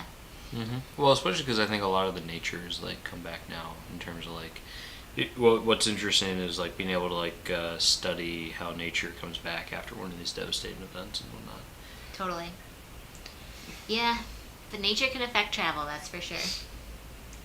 Yeah. So if anybody else has other ones that you want to share, we're open, and any other questions too. So we've kind of gone through all the ones we've thought of bad weather experiences while traveling. Yeah. And we just love hearing everybody's stories, but we can talk about other things too. Yeah, I honestly, I think it's really about, at the end of the day, barring natural disasters that you can't really prepare for, most weather events you can, have an idea about, what to expect. And, the whole thing is that, and I truly do believe this, I think I watched a TED Talk on this where it's happiness, there's an equation for happiness, and it's where expectations meet reality. If expectations meet reality, or if reality meets your expectations, you're happy. If it exceeds it, you're super happy. But you get mad when it gets below, right? So you always want to go in with realistic expectations about your trip, about the weather, and understand that, things aren't going to be perfect, probably. You can hope, but, it's not necessarily going to be the case. And, try to have flexibility when you can. And just when, planning your budgets for traveling, too, that's been a lesson learned throughout the way of maybe it might be raining so hard that I might want to order an Uber or a Lyft or something like that. And I hadn't really planned on doing that in my transportation budget for my travels. And so just being kind of flexible in that way and having a little bit of leeway can go a long way in making you happy as well. Yeah. And, not letting weather, the reason why I say that especially is for places like the UK or Seattle or, other places that get a lot of condensation, a lot of rain, you want to be able to, still have fun even if it's raining outside. So have ideas in your back pocket for things indoors that you want to go do and see. Is there a museum? Is there a portrait gallery? Is there whatever that you want to go see and do that you can do indoors? If you're in Scotland, go do a, Scotch tasting or something like that. But, if the weather's nice, understand that you can pivot. And I know tomorrow we're supposed to go hiking, but let's do hike today because the weather's great. It's like, Yep. just have that fluidity and, state of mind when you're traveling. And It's just important. having plan Bs of like, okay, well, if all of a sudden a lot of our activities have to be indoors, what does an indoor activity look like at this destination? So David said, oh yeah, okay, so I read that. And Thomas says, I got stuck on the tarmac in Charlotte during a thunderstorm. Yeah. Hopefully it wasn't for too long, but I know how frustrating that can be if you're like just stuck on the tarmac for Yeah. a long When you fly time. through a thunderstorm, airplanes get hit by lightning like all the time. They're More built to often, take it. Yeah, more often than you would think. But what is trickier and why they don't like to really take off during lightning storms is, well, there's two reasons. One is the ground crew needs to go inside for safety reasons, so like you don't have the guy kind of doing this because he needs to be inside. But if you're already on the runway, for example, they just don't want the chance of getting kind of like the actual like equipment while taking off to have any issues. But yeah, it's kind of like when you're at a pool and they're like, okay, when there's lightning storm, everybody out of the pool. Like it's kind of like with the ground crew, like everybody off the tarmac. Yeah. So Ronnie Dovesan wasn't traveling, but years ago, a big tornado hit downtown Fort Worth, was aiming for the area I lived in, and was within a mile before it turned. Oh, wow. Because they move fast. I mean, they can travel a pretty, big distance pretty quick. So that's frightening. It's so scary. That's why tornadoes, to me, tornadoes are frightening because they're extraordinarily,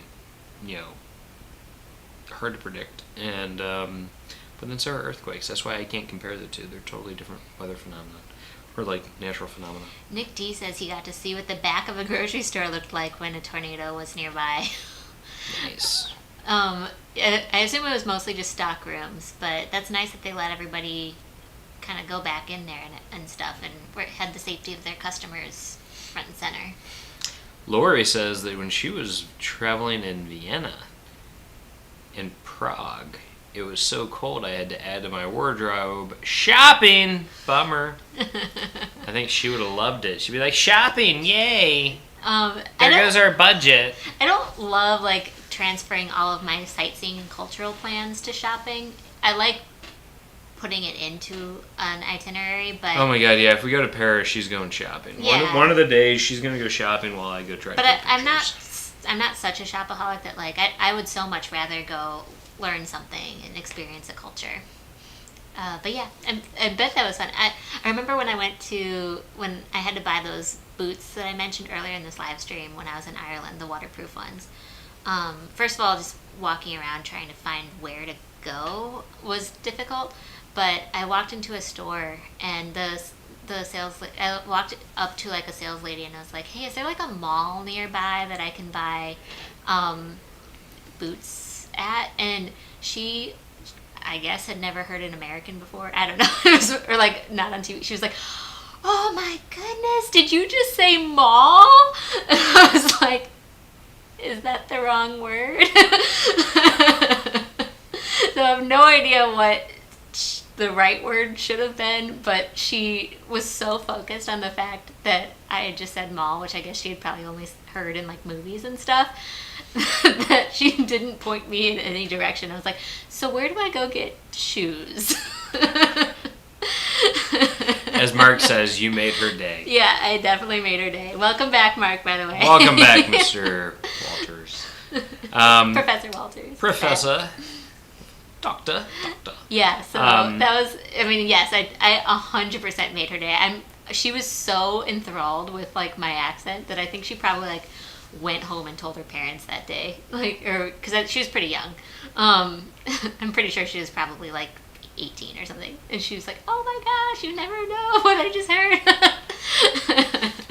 Well, I mean, when I was in Scotland the first time, I stopped by, like, the family history type place that they have there, and I was talking to this old Scottish woman, and she was like, oh, I really want to go to America, and I really want to visit Gary, Indiana.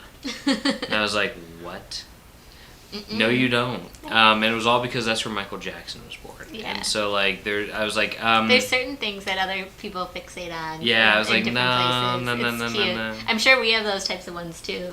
I think it was because I told her, I'm like, oh, I'm from Indiana. And she's like, oh, I really want to go to Gary, Indiana, because that's where Michael Jackson. I'm like, no, there's nothing to see there. Don't do it. Yeah. I remember when I it was adorable. was in Italy, we were going to Lake Como, and I wanted to get a bathing suit because I hadn't brought one on the trip.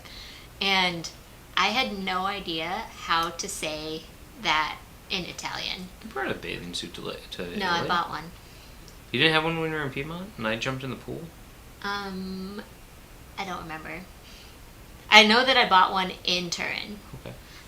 Maybe you just really wanted a bathing suit. So I was in Turin, and most of the people in that town speak Italian. Like, it's a little bit less of an international destination sort of thing.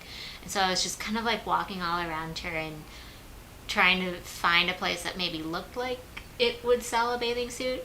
And this was September, so it was kind of like end of the season and stuff. Italian bathing suits are a little different than And American all of the ones. salespeople only spoke Italian, so I would go in and like the translation wasn't in any of my guidebooks or anything. And I'm sure if I had found Wi-Fi, I could have easily looked up the translation, but this was like many, many years ago, and I didn't have access to it during the day. And so I just was trying to figure out, like, what is the word for bath and suit, or like like swim. Bikini. Yeah. So yeah, that was an interesting shopping experience as well. Yeah. I'm fully like fine at this point of like making a fool of myself in front of people in stores now, because I've just done it so much that like. Yeah. So Mark is saying that being from Indiana, he gets the "Do you know Larry Bird ever?" because he's from there. And yes, Larry Bird is the hick from French Lick. And if you ever want to go to a casino, I guess, I think there's one in French Lick, Indiana. I think they have that. I don't know what else they got down there. Mark Finley's saying that he only knew of Gary, Indiana from The Music Man until I actually went there. Yeah, Mark, I'm sure that was an eye-opener for you. It's not a there's a lot of poverty. Nick D says, I wonder how many people try to find Pawnee. Pawnee! We did watch several of the Parks and Rec seasons. We need to get back to that. Yeah, we'll get back into it. But Pawnee, isn't Pawnee supposed to be kind of similar to like Evansville? I have no idea. No, they say South Central Indiana, so I don't know.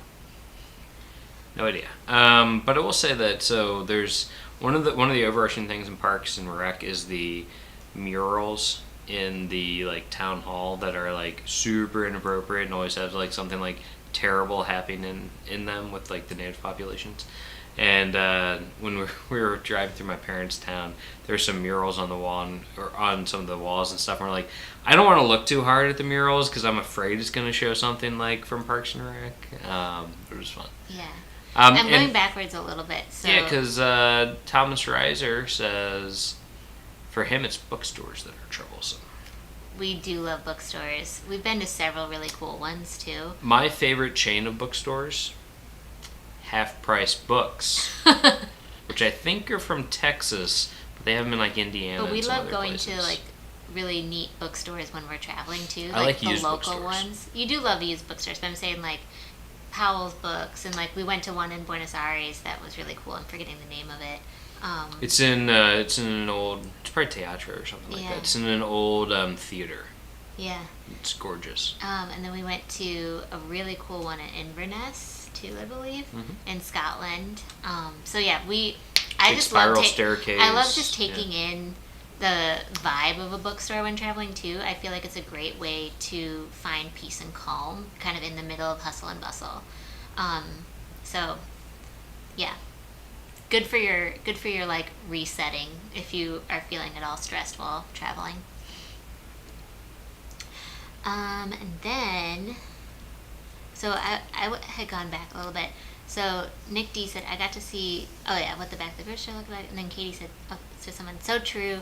I remember complaining about rain in Puerto Rico, and this guy overheard me and said, but rain makes everything green.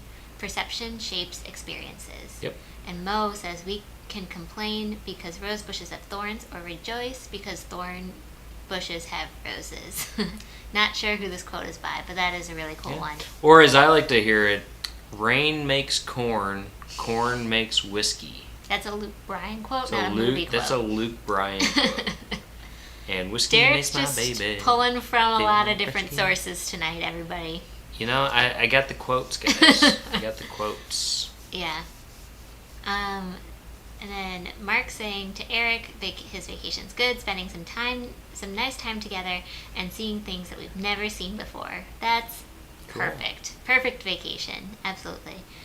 And my mom says, escaping from a travel destination, finding out the next day that the place you were at was bombed, like your uncle when he was in the Middle East. Yeah, Yikes.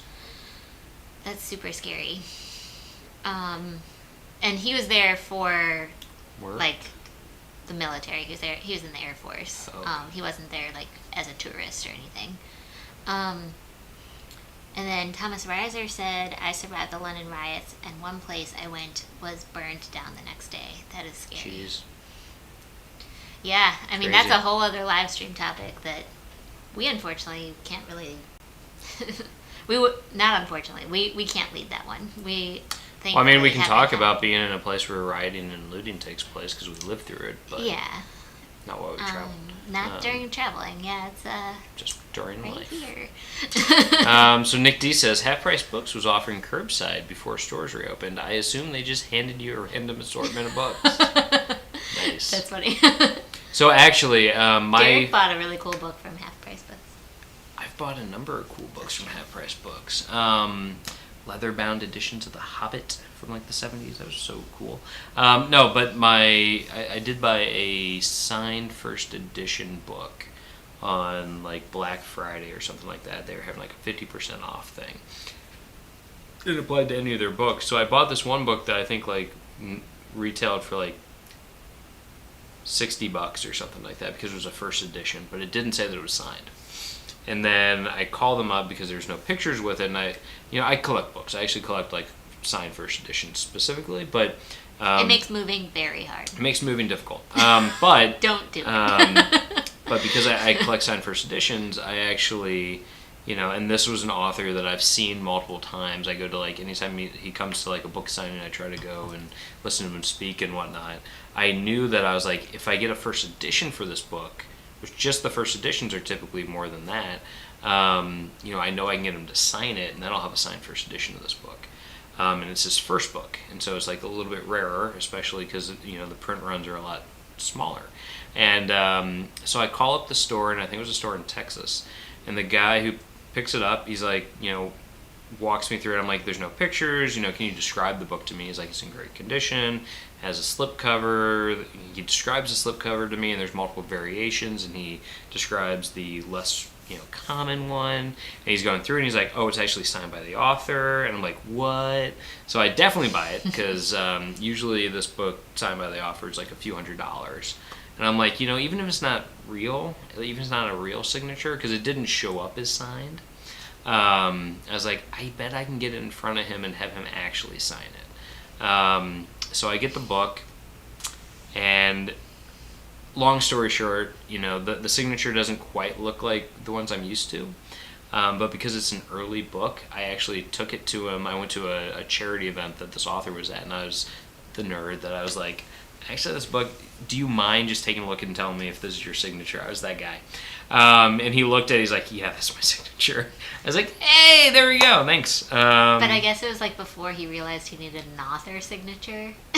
So it's like his signature. Yeah, it's funny. It's like, because actually I've got a friend who I went to school with, and she's now an author, and Good night, she was Ronnie. talking about Thanks how so much for Ronnie, joining. thanks for joining us. It was awesome. Sorry that Derek's books. And the book is 50 Shades of Grey. No, it's not.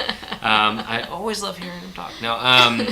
No, it's this author Patrick Rothfuss, who's a fantasy author. But he.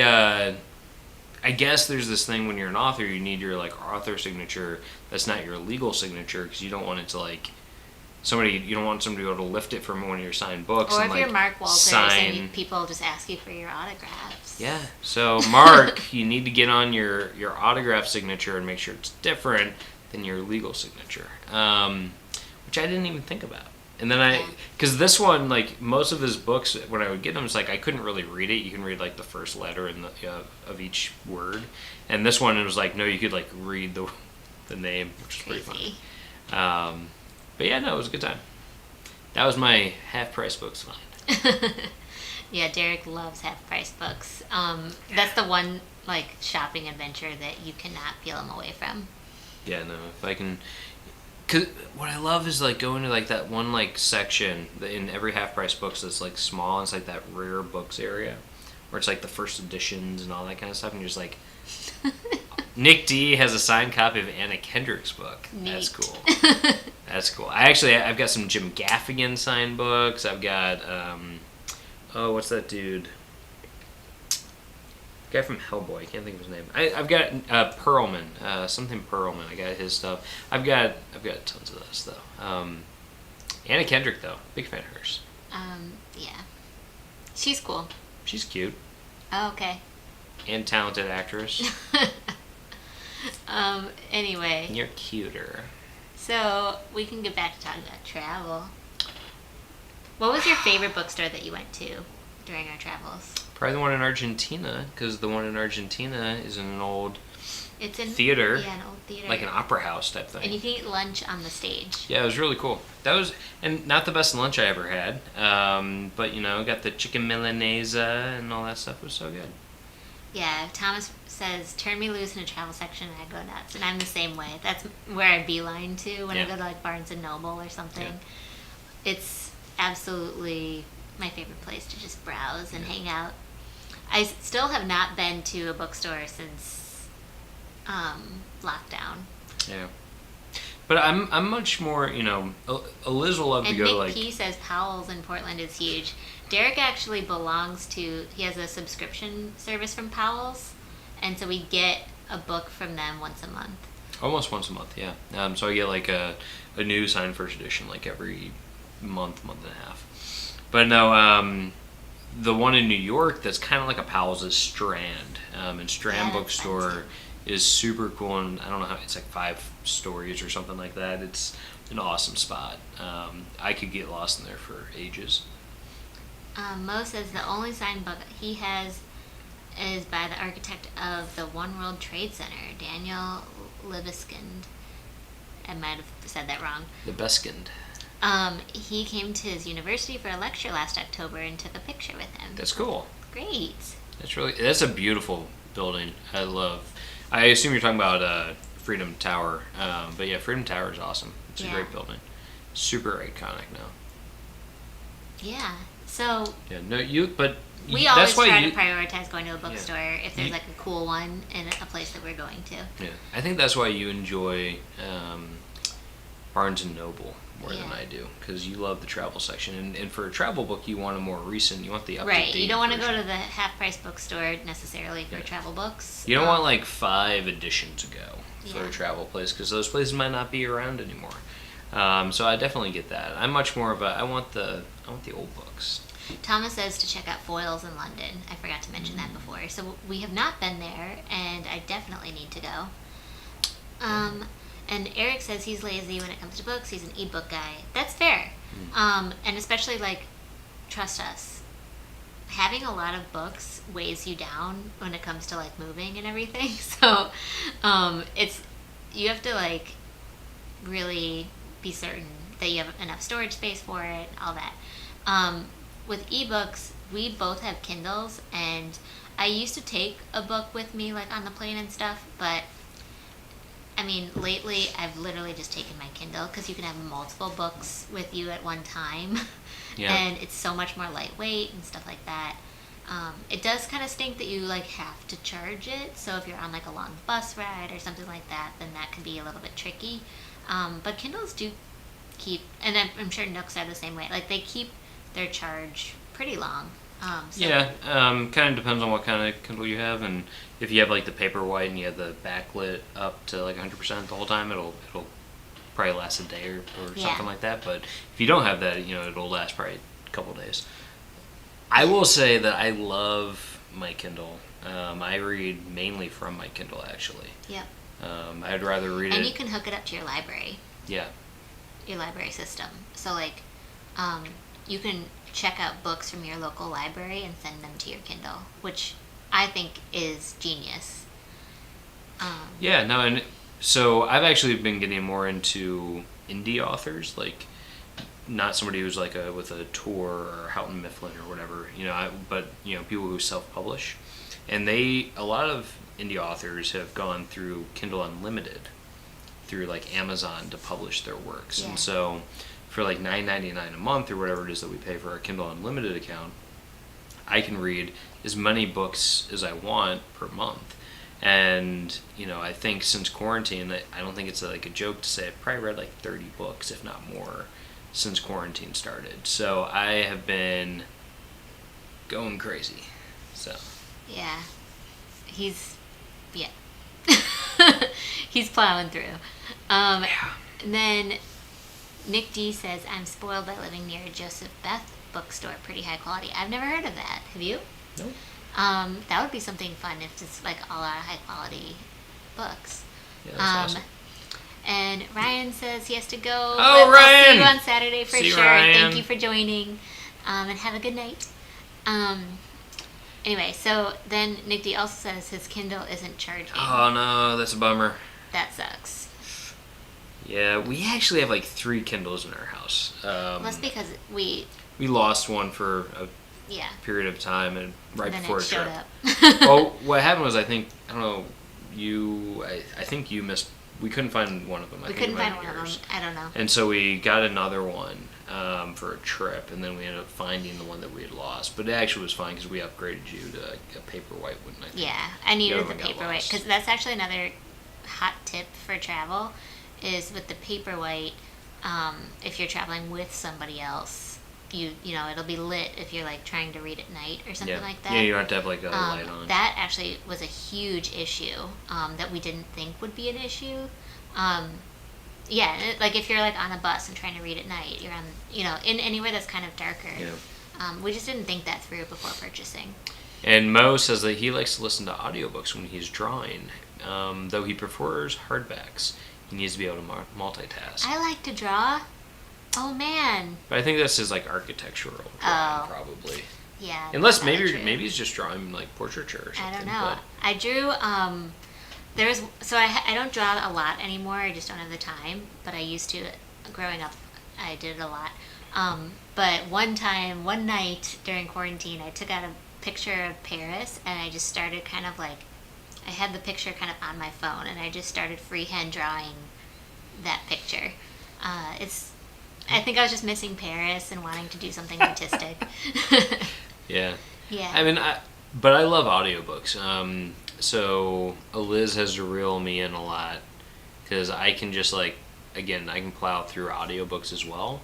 And I just forget how much they cost sometimes. And I'm like, oh, wait, if I do Whisper Sync and it's already on Kindle Unlimited, I can download it for free on Unlimited There are and buy it for audiobooks. $7.49. At least in our library system, you can check out audiobooks too, but Yeah. the ones that are available are not the ones that Derek typically reads, and so that has been our issue a little bit. So yeah.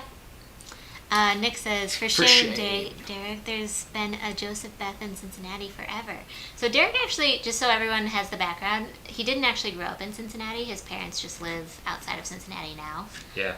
I've actually only been into Cincinnati proper 5 times. Probably 5 times. Yeah. I've been there for a Bengals game, which was awesome, by the way. That was a lot of fun.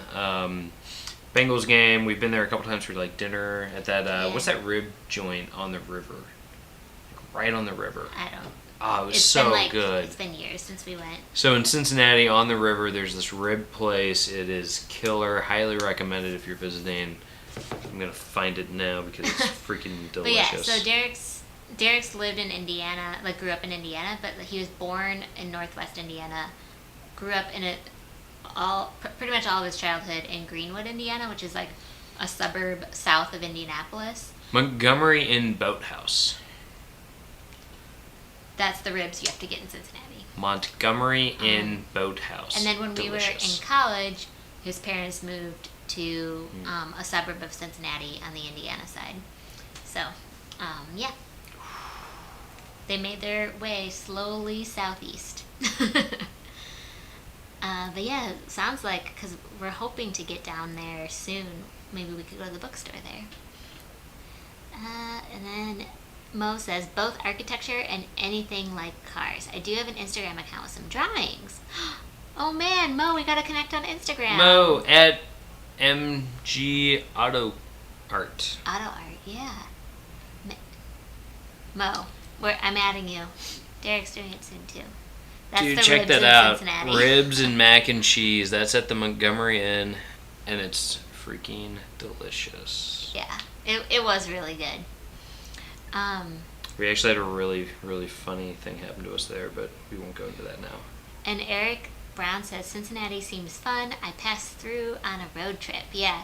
Yeah, it's a fun stop. I wouldn't go there for a week or anything. But there's definitely enough to do for several days. Yeah, I mean, there's stuff to do, and it's a river town right there on the Ohio River and whatnot. It's, I think you can probably figure out stuff to do for a few days. There's probably some breweries. There's probably some like water type stuff, like kayaking and things like that, nature type stuff.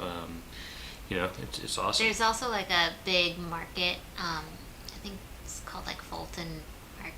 I don't know, something like that.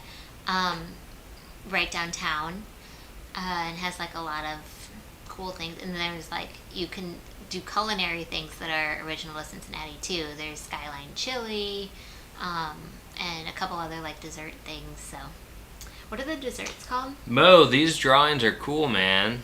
I'll have to add them after this. Check that out. Oh, that's a drawing? Dude, Mo, look at Derek's highlighting your work. Guys, go follow Mo. He's got some cool stuff going on, man. Boom, I just gave that a like and a follow. Alright, so what are the dessert thingies called in Cincinnati? I want that car now. Jeez. What are the dessert things in Cincinnati? Yeah. Buckeyes? Buckeyes, thank you. Buckeyes. Freaking delicious. So, Delayed Karma. Okay, guys, this is just going to be an Instagram follow sesh. Drop me your Instagram. I'll go follow you now. I'm going to follow everybody. Delayed Karma is a fun Instagram name. I love that. So I'll follow Mo and Nick D. As you can see, our Instagram handles are right. Nick, I like your actually, and this is there. the best. This is the best post. Bratwurst, limited edition. I love brats. Was it 14 cents a brat Oh my at god. Costco? Mine was, and it was awesome. Yeah. Oh my goodness. Anyway, well, we are kind of like towards the end of the convo. I think we've shared a lot about bad weather and our tips for making your trip like salvageable if you experience it, and how to avoid just having any sort of sadness around bad weather events when traveling. So it's been really fun to just chat with everybody again this week. Like we always say, we love talking to you guys every Thursday. We look forward to it, and connecting. And we plan on joining Darian's live stream on Saturday. And it was fun to talk to you guys on Wednesday too with Gallivanting Gals. So it's been great staying connected, because we are still pretty much locked down, if you will. Yeah. Lori, have fun finishing mowing the backyard. Hopefully it's not too hot. And she's in California, so it's probably not pitch dark there yet, Yeah, like it probably is not. here. If it is, good luck.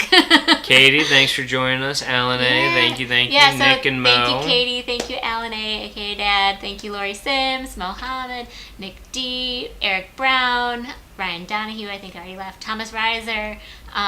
It's been so much fun just having all this crew back in action. We're going to be back here next Thursday. Don't know if we're going to be here or in Indiana. We'll keep you all kind of guessing until we actually go live, maybe. But Oh, real quick yeah. though, Thomas Reiser had something cool to say, which Oh, I what? had missed, which is that he's acquainted with Jodi Picoult and have a number of her books signed and have seen her in Chicago, That's D.C., and in cool. Bath, England. We have That's very one cool. of her books, I think. Yeah. Yeah. That's very neat. It's That's very cool. awesome. But yeah, everybody, thank you for joining us. We really appreciate it, and look forward Yeah, to Mark catching you Finley, all great to see you. next week. Don't forget that Darian has a live stream on Saturday. Saturday. That's what I was saying before. And And I think Gallivanting Gals maybe next Wednesday too. So hopefully we'll catch you all. But hope to see you back next Thursday at 7 Central. bye. Bye. It's been fun, guys.